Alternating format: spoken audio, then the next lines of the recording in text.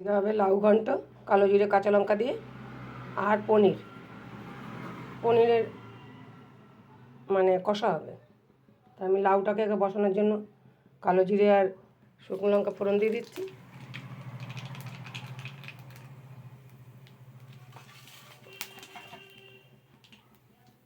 এবার লাউটাকে ছেড়ে দিচ্ছি। একবার দুটো কাঁচা লঙ্কাও দিয়ে দিয়েছি। আমি হাফ চামচ নুন দিয়ে দিচ্ছি। নুন দিয়ে নাড়াচাড়া দিয়ে ঢাকা দিয়ে দেবো। এটা একটু সেদ্ধ হোক। এই জন্য আমি দুটো ছোটো ছোটো টমেটো নিয়েছি আর চারটে শুকনো কাঁচা লঙ্কা নিয়েছি। এটা আগে পেস্ট করে নিয়ে আসি, তারপরে চাল মগজ আর পোস্ত বাটা করে নিয়ে আসবো।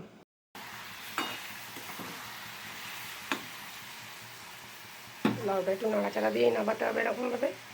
একটু হলুদ গুঁড়ো আর একটু জিরের গুঁড়ো দিয়ে ভালো করে নাড়াচাড়া দিয়ে দেবো, আর একটু মিষ্টি।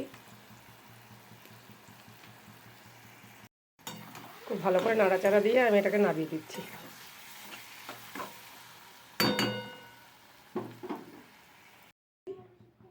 অল্প একটু নুন দিয়ে দিচ্ছি। পনিরটা এবার ভেজে নেব।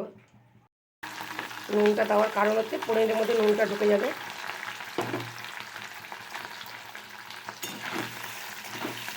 খুব বেশি ভাজবো না, হালকা করে ভাজবো, দিয়ে গরম জলে ভিজিয়ে রাখবো।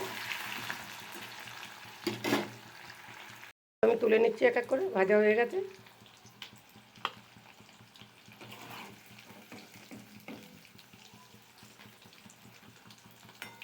গরম জলে দিয়ে দেবো। এবার গরম জলে ভিজিয়ে দিয়েছি, দিয়ে দিচ্ছি টমেটো আর কাঁচা লঙ্কার পেস্টটা।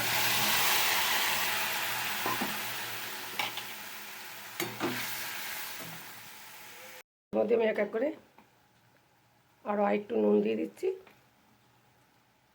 একটুখানি হলুদের গুঁড়ো দিয়ে দিচ্ছি, একটু লঙ্কার গুঁড়ো দিয়ে দিচ্ছি,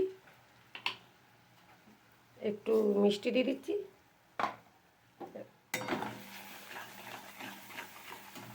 এবার একটু সস দেবো। একটু সস দিয়ে দিচ্ছি।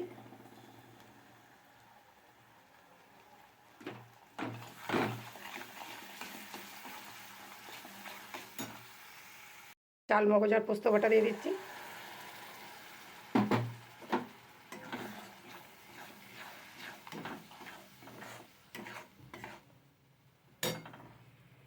তেলটা ভালো করে ফুললে তারপরে জলটা দেবো, মানে পনিরটা দিয়ে দেবো। পনিরটা গরম জলে ভেজানো আছে তাই। তেলটা ছেড়ে দিয়েছে, দিয়ে দিচ্ছি পনিরটা। একটু ফুটলে নামিয়ে দেবো। দিয়ে দিচ্ছি দুটো কসুরি মেথি।